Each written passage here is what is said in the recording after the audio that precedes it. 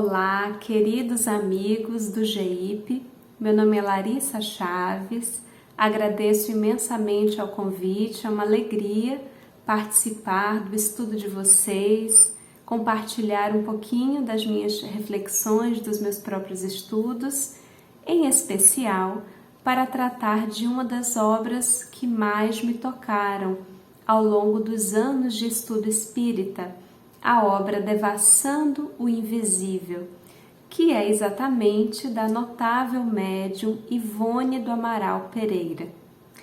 Por mais que essa obra, a própria Ivone nos explica logo na introdução, essa introdução que é lá de 1962, e ela vai nos explicar que apesar de não ser uma obra mediúnica, que tem ali a assinatura de um espírito, como acontece com outras obras que o seu grande mentor espiritual Charles, por exemplo, assina, como a trilogia, que vocês com certeza devem conhecer, que traz ali os bastidores, ensinamentos doutrinários sobre a vida de Ivone, de Charles, de Roberto Canalejas e de outros personagens tão interessantes nas Voragens do Pecado, Cavaleiro de Nomieres, Dramas da Bretanha, mas na obra Devassando o Invisível, como acontece também com a obra Recordações da Mediunidade, é uma obra que traz o nome da própria Ivone. Por quê? Porque essas obras apresentam alguns bastidores da própria experiência mediúnica dessa médium. Entretanto, vale ressaltar que apesar de não ser uma obra mediúnica, apesar de tratar dessas experiências de Ivone, ela faz questão de dizer da responsabilidade, do trabalho, da influência dos benfeitores, dos instrutores, é assim que ela chama, dos instrutores espirituais, vários deles, como o próprio Charles, como Bezerra de Menezes, como tantos outros que na introdução ela vai falar vários desses nomes, desses grandes auxiliadores da sua mediunidade, grandes professores da sua mediunidade, aos quais ela recorria com muita frequência, e ela vai nos contar que foram exatamente esses benfeitores espirituais que a ajudaram a organizar, a escolher até mesmo as cenas da sua vida,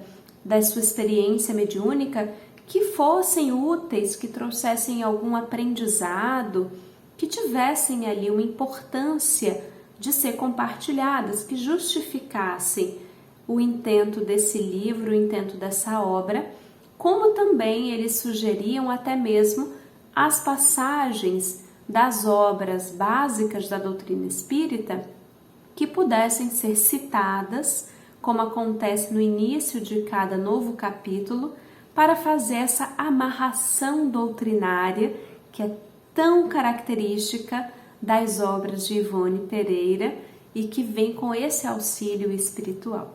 Ela vai dizer que foi o próprio Charles que a impulsionou, que a direcionou a fazer essa obra, que não se trata de um desejo dela, que não se trata de uma vaidade de querer compartilhar as suas experiências. Ivone é sempre muito cuidadosa com essas questões, muito atenta a questões do personalismo. Nós temos notícias nas suas biografias, né? Tanto nesses traços biográficos que encontramos em Devassando o Invisível e que encontramos em Recordações da Mediunidade, quanto na autobiografia que atualmente inicia a obra A Luz do Consolador, que foi publicada pela FEB, reunindo aqueles artigos que ela publicou ao longo de 2 décadas na revista O Reformador, exatamente com o pseudônimo que homenageava um dos seus amigos espirituais, Chopin, e ela usou o pseudônimo Frederico Francisco, mas foi ela quem escreveu, com certeza muito inspirada, porque são excelentes artigos, trazendo também da sua experiência, mas antes desses artigos, logo no início da obra A Luz do Consolador, nós encontramos então uma autobiografia de Ivone. E então, juntando essas coisas, juntando também uma entrevista maravilhosa que nós temos inclusive atualmente no YouTube, para quem por acaso ainda não conhece e deseje escutar, porque é só o áudio, que é uma entrevista que foi realizada com ela e que traz várias perguntas interessantes, e ali a gente vai tendo também essa noção do quanto Ivone Amaral Pereira era atenta e preocupada com a discrição, com toda essa preocupação de não aparecer tanto. Nas entrevistas, ela sempre precisava, ela não gostava de dar muitas entrevistas, mas quando dava, ela precisava sempre que as perguntas fossem enviadas com certa antecedência, para que ela pudesse estudar, pesquisar e realmente responder a tudo conforme a doutrina espírita, à luz da doutrina espírita e não à luz da própria opinião. Ela nos conta do quanto sempre estudou diariamente, do quanto terminava e recomeçava o seu estudo das obras básicas, do quanto ela tinha realmente esse desejo de permanecer muito fiel aos postulados, às orientações do codificador Allan Kardec em relação ao seu trabalho mediúnico, a todo o seu envolvimento. E é por isso que, de tantas coisas incríveis nessa obra Devassando o Invisível, que nós poderíamos compartilhar hoje, desejosos de que todos os que estão aqui conosco nesse momento, quem já leu, fique com vontade de reler, de reestudar, e que quem porventura ainda não teve essa oportunidade possa fazê-lo, nós escolhemos então um dos capítulos do livro Devassando o Invisível, onde existem muitas dessas experiências de Ivone do Amaral Pereira, né? Ivone Amaral Pereira enquanto médium, e o capítulo que nós escolhemos porque expressa um pouco de quem era Ivone, um pouco do seu posicionamento, do seu cuidado, da sua postura, é o capítulo chamado O Amigo Beletrista, que já está para mais da metade da obra, né? Já está um pouco mais até para o final, diríamos. E é uma experiência muito interessante. Ivone, ela trabalhou no movimento espírita, ela teve diferentes momentos, né, da sua trajetória.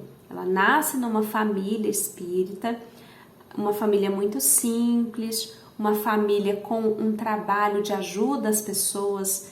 Ela relata na autobiografia que está lá no livro A Luz do Consolador, dos seus pais terem poucos recursos, mas desses poucos recursos, eles recebiam pessoas que estavam em situação de rua na própria casa, hospedavam essas pessoas, alimentavam essas pessoas, às vezes até por meses. E os filhos tinham essa tarefa até mesmo de cuidar das feridas, de levar alimento. Então, Ivone esteve sempre muito envolvida, desde cedo, na própria doutrina espírita, no conhecimento espírita pela própria família, como também nas atividades assistenciais, nessas atividades de ajuda ao próximo, que são marcas que ela levará para a sua vida. A doutrina espírita acompanhará toda a sua vida, o trabalho mediúnico, e o trabalho mediúnico muito voltado também para assistência aos necessitados, para o receituário mediúnico, para o trabalho de desobsessão, para as orações intercessórias, um trabalho muito devotado realmente à assistência, ao auxílio. E ao longo da sua vida, ela vai passar por muitas mudanças, ela vai conhecer o movimento espírita, grupos espíritas de diferentes localidades. Terá a oportunidade, inclusive por alguns anos, de trabalhar junto ao Chico Xavier, mas terá momentos também de desafio nesse trabalho, momentos em que, por exemplo, como foi até nessa época aqui de Lavras, em que ela estava num grupo muito forte, muito sólido, com trabalho de receituário, com trabalho de desobsessão, um grupo ali muito sintonizado, com coisas incríveis, maravilhosas que aconteciam, mas também momentos desafiadores, como momentos em que ela estando aqui no estado do Rio de Janeiro, não estava assim, não conseguiu se vincular a um grupo em específico, e no apartamento em que morava, junto com uma amiga, como ela mesma relata, também no livro A Luz do Consolador, quando essa amiga nem era espírita e ela ali, aparentemente sozinha, porque com todo o amparo espiritual, mas né, do ponto de vista dos reencarnados, sozinha, ela fazia o trabalho de receituário, ela fazia as orações, como tantos outros desafios que ela passou. Até mesmo como nós encontramos numa outra obra, Recordações da Mediunidade, no momento em que ela se hospeda em Petrópolis, ali né, nas adjacências, e ela lida com uma situação muito delicada de um suicida que estava ainda vinculado à casa onde ela estava hospedada, e ela também não encontra um amparo no movimento espírita, no grupo espírita da região, e de alguma forma ela precisa se haver com aquela situação através dos seus próprios recursos, da sua própria oração, da leitura do Evangelho segundo o Espiritismo, que foi sempre um recurso contínuo, muito pulsante, muito forte na sua vida. Então, tudo isso para dizer que existiram diferentes momentos do seu trabalho mediúnico e da sua atuação no movimento espírita. Ela nunca dependeu de instituições, nunca dependeu de quaisquer aceitações para desenvolver as suas atividades. Onde ela estivesse plantada ou transplantada, ela encontrava sempre uma forma de auxiliar nos dois planos, os necessitados reencarnados e os necessitados desencarnados. E nesse capítulo, o beletrista, o amigo beletrista, ela estava exatamente nesse trabalho de receituário, quando aparece um espírito desencarnado que se apresentava para ela de tal forma parecido, né, na roupa, nos trajes, em tudo, com um homem comum, encarnado, reencarnado, que aquilo chama atenção. E nós resumiremos, né? Não se furtem à leitura do capítulo, porque vamos contar alguns pontos, mas a leitura é sempre bastante interessante. E então ela vai conversar com esse espírito, ela inclusive vai indagar a esse espírito qual seria o nome dele. Ela diz que nunca gostou de tratar com espíritos sem saber o nome deles, mas ele desconversa, não apresenta o nome, e é exatamente por não saber o nome dele que ela vai chamá-lo de beletrista, porque ele se apresenta como escritor, como alguém que foi escritor. Mais tarde ela viria a descobrir que, além de escritor, de beletrista, ele também teria sido médico quando da sua última existência. E o fato é que ele tinha esse desejo, ele estava na espiritualidade já há algum tempo, mas vivendo ali, né, na proximidade da terra, convivendo com as dores, com as paixões, com as questões humanas, e ele tinha um anseio de enviar à Terra uma obra, um drama, um livro.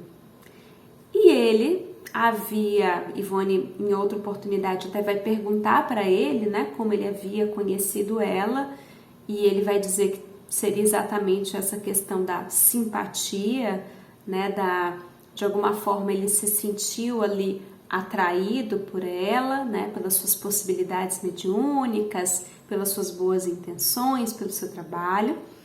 E o fato é que, qual que era o desejo desse amigo beletrista? Ele desejava relatar a Ivone o material do seu livro, para que ela fosse se ambientando com aquela história e pudesse ser esse instrumento mediúnico da sua narrativa.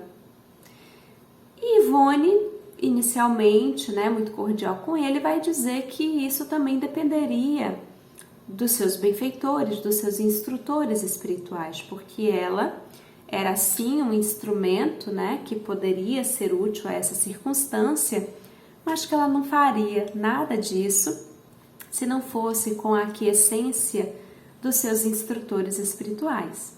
E então, eles combinam um novo encontro, ela vai fazer orações aquela noite, vai pedir exatamente essa orientação, essa inspiração do alto, e ela vai perceber que não vem nenhuma resposta direta para ela, né? Não aparece o Charles, não aparece nenhum dos seus instrutores ali diretamente para dizer vá, escreva, né?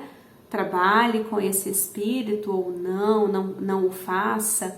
Então ela entende que ali se tratava realmente de uma circunstância em que o seu livre-arbítrio seria testado. É exatamente esse o tema que ela utiliza no início desse capítulo, de que ela havia percebido que algumas circunstâncias da sua vida, algumas experiências, eram exatamente testes da sua fidelidade, né, do seu desinteresse, de como ela se portaria em relação à própria mediunidade. Então existiam momentos em que os aconselhamentos, a diretriz segura eram apontados muito claramente pelos seus orientadores. Né? Vou até aqui com você, esse é o caminho, é dessa forma. Além de todas as instruções oriundas do próprio estudo das obras básicas. Mas que existia, vez que outra, uma situação em que ela era colocada, digamos assim, mais exposta, para que ela, ao invés de ficar sempre aguardando o que os espíritos têm a dizer, o que tal espírito tem a dizer, como muitas vezes aqui na Terra as pessoas se acostumam, né, sempre consultando o que alguém, um suposto saber tem a dizer, um suposto saber daqui da Terra, ou um suposto saber espiritual, quando nós precisamos também encontrar recursos de resposta, de respaldo, de sim, sim, de não, não em nós, na nossa própria intuição, né? Nem sempre é na inspiração do mais alto, às vezes a gente precisa buscar na intuição, em nós, no que já sabemos, no que já estudamos, no que a nossa alma nos diz em relação às circunstâncias.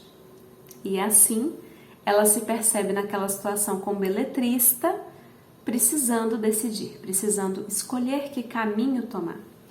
Então, quando chega assim uma segunda noite, posterior àquele primeiro encontro, ela vai participar de um desdobramento mediúnico e será conduzida por ele é sempre muito educado, muito cordial, e aí vai começar a se desvelar qual era esse drama, qual era essa narrativa que ele desejava, através da sua mediunidade, relatar, trazer à Terra.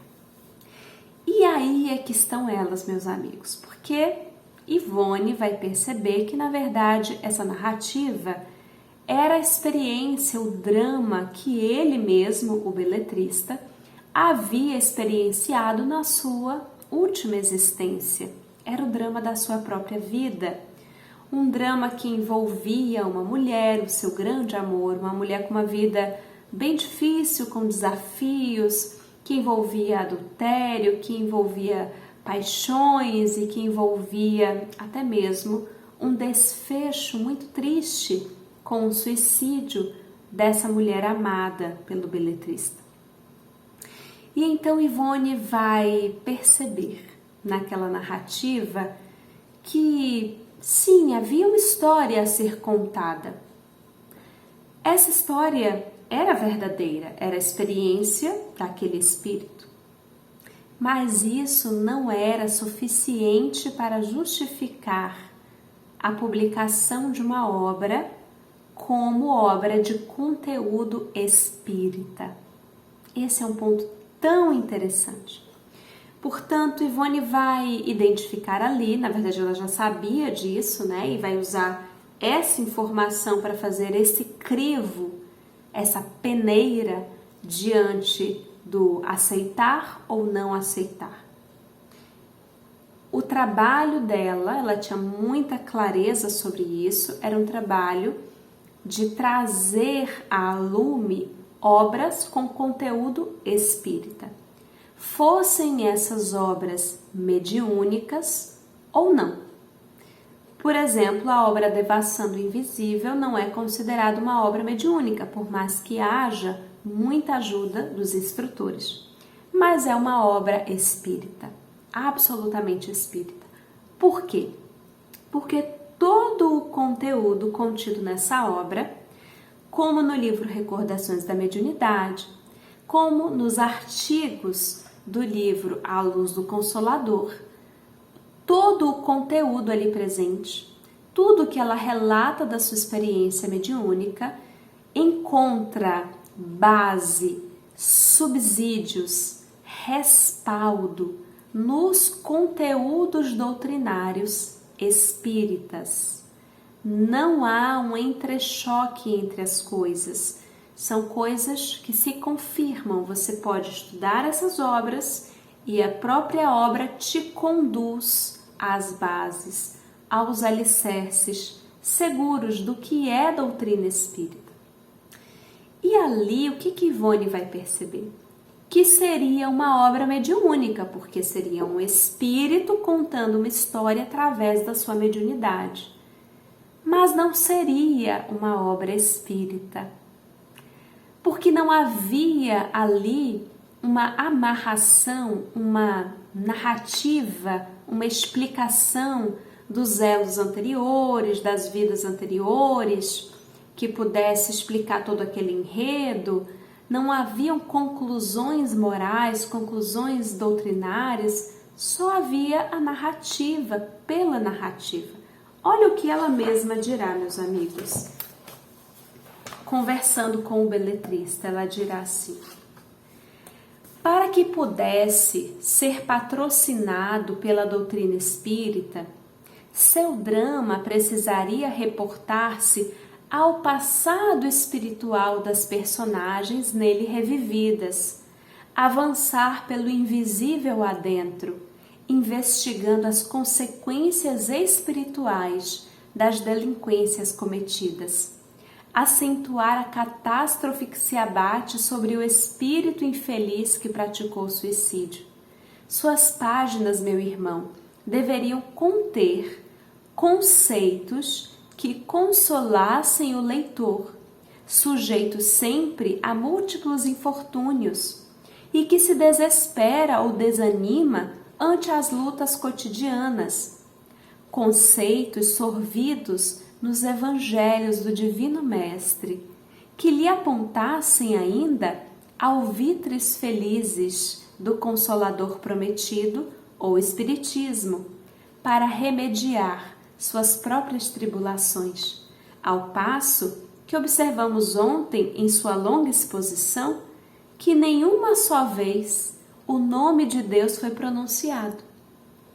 Por tudo isso, com a leitura do seu drama, tal como foi narrado, as criaturas colocadas em situação melindrosa na vida de relação somente encontrariam em suas páginas o desânimo, o desespero, ocasionando o suicídio, a inconformidade e a paixão incontrolável, gerando a neurastenia e a descrença, que igualmente conduzem à morte prematura. Eu considero esse um ensinamento tão interessante para as nossas reflexões. Lembrarmos-nos, meus amigos, do que significa chamar uma obra de obra espírita. Não há nenhum problema com obras literárias que não sejam espíritas. Podemos ler absolutamente de tudo e é bom que leiamos. Em nenhum momento na doutrina espírita nos é dito que só podemos ler livros espíritas. Inclusive, Allan Kardec, na sua sugestão de como montar até mesmo uma biblioteca espírita, ele não sugere apenas livros espíritas, ele inclui uma vasta possibilidade de títulos e de temas. Mas nós que temos uma biblioteca não só espírita e não só espiritualista, mas mesmo com autores do mundo que também tem tantos contributos na filosofia, na ciência, na antropologia, na história, na sociologia, na psicologia a nos ofertar, até mesmo os romances, a ficção, os dramas, nenhum problema com outras áreas do conhecimento. Acontece que as coisas precisam ter clareza. Se nós pegamos uma obra que se diz espírita, precisamos encontrar ali conteúdos espíritas, ou seja, conteúdos que se coadunem com o que é a doutrina espírita. E isso não é igual à obra de cunho mediúnico. Por quê? Allan Kardec nos dirá que quando uma informação é apresentada por um espírito, isso é simplesmente a opinião de um espírito. Não passou pelo crivo da universalidade, de apresentar-se em diferentes pontos por diferentes espíritos, aquela peneira que ele utilizou para que apresentasse o livro dos espíritos como oriundo de uma revelação desses espíritos e não como a opinião de um ou dois espíritos. Portanto, tudo aquilo que é apresentado, seja por um autor reencarnado, seja por um espírito, precisará ser avaliado por nós, que poderemos ler o que quer que queiramos, para que vejamos se ali se trata de um livro, da opinião de um espírito, da história de um espírito, como seria o caso dessa história do beletrista. Seria a história, um drama de um espírito, como tantos autores escrevem dramas diariamente, como os próprios noticiários apresentam os seus dramas. Mas se não há consolação, se não há instrução, se não há consequências vinculadas às orientações espíritas, como aconteceu com a própria Ivone com o livro Memórias de um Suicida, esse livro que sabemos, todo o enredo, toda a demora para que pudesse ser publicado e a grandiosidade desse livro, mas uma das questões que também vincularam essa demora, que justificaram em verdade essa demora, é que esse livro precisava ainda de uma amarração doutrinária. Camilo Castelo Branco apresenta o drama da sua vida, e esse drama já tinha ensinamentos porque já apresentava ali as consequências do ato suicida. Entretanto, faltavam muitas amarrações, enxertar orientações, enxertar consolo, enxertar espiritismo, para que essa obra não fosse simplesmente uma obra angustiante, mas uma obra, sobretudo, esclarecedora, consoladora, como o é. E quem faz isso é Leon Denis. Camilo Castelo Branco, com Ivone ainda muito nova, apresenta rapidamente, numa sucessão de dias, a narrativa, mas é anos mais tarde, Leon Denis, que enriquecerá a obra com os postulados, com as notas, com as orientações, com as amarrações espíritas, tornando aquela obra uma obra magnânima no que se refere aos ensinamentos espíritas.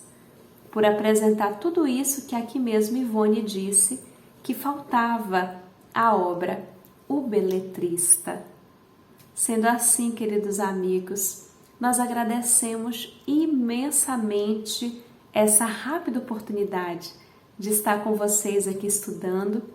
Acredito que muitas coisas que compartilhamos talvez vocês já o saibam, porque um centro, um grupo que leva o nome dessa médium que eu tanto admiro, que eu tanto sou grata, certamente os seus integrantes devem saber muita coisa sobre a sua vida, sobre a sua obra, sobre todo esse cuidado que ela sempre teve de fidelidade, de preservar os ensinamentos espíritas.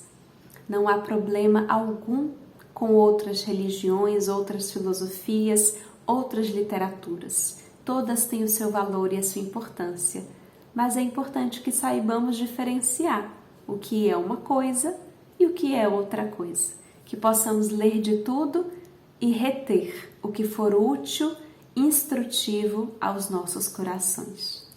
Paz e bênçãos a todos. Muito obrigada.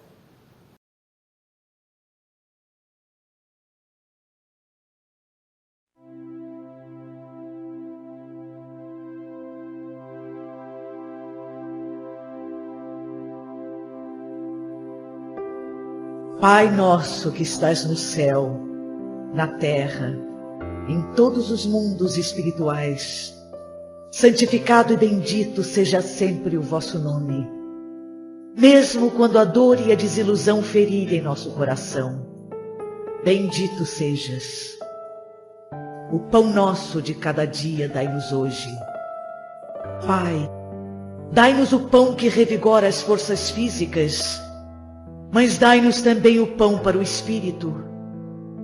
Perdoai as nossas dívidas, mas ensinai-nos antes a merecer o vosso perdão, perdoando aqueles que tripudiam sobre nossas dores, espezinham nossos corações e destroem nossas ilusões. Que possamos perdoá-los, não com os lábios, e sim com o coração. Afastai do nosso caminho todo sentimento contrário à caridade. Que este Pai Nosso seja dadivoso para todos aqueles que sofrem, como espíritos encarnados ou desencarnados.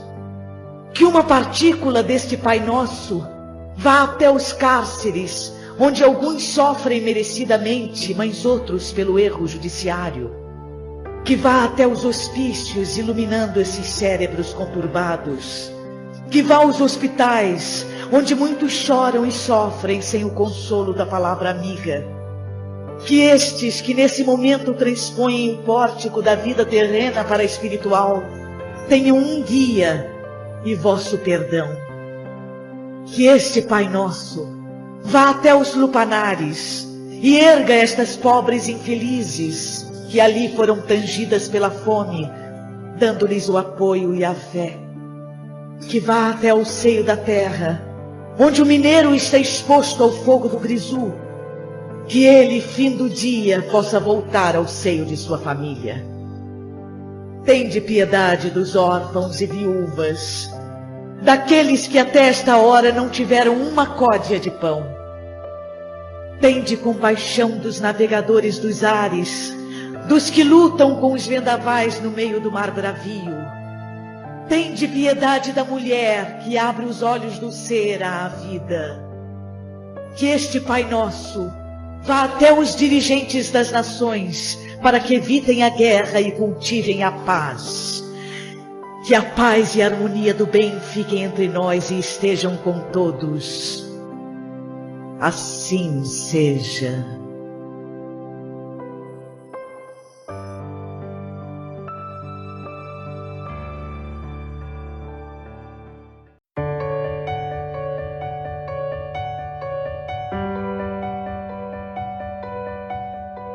Thank you.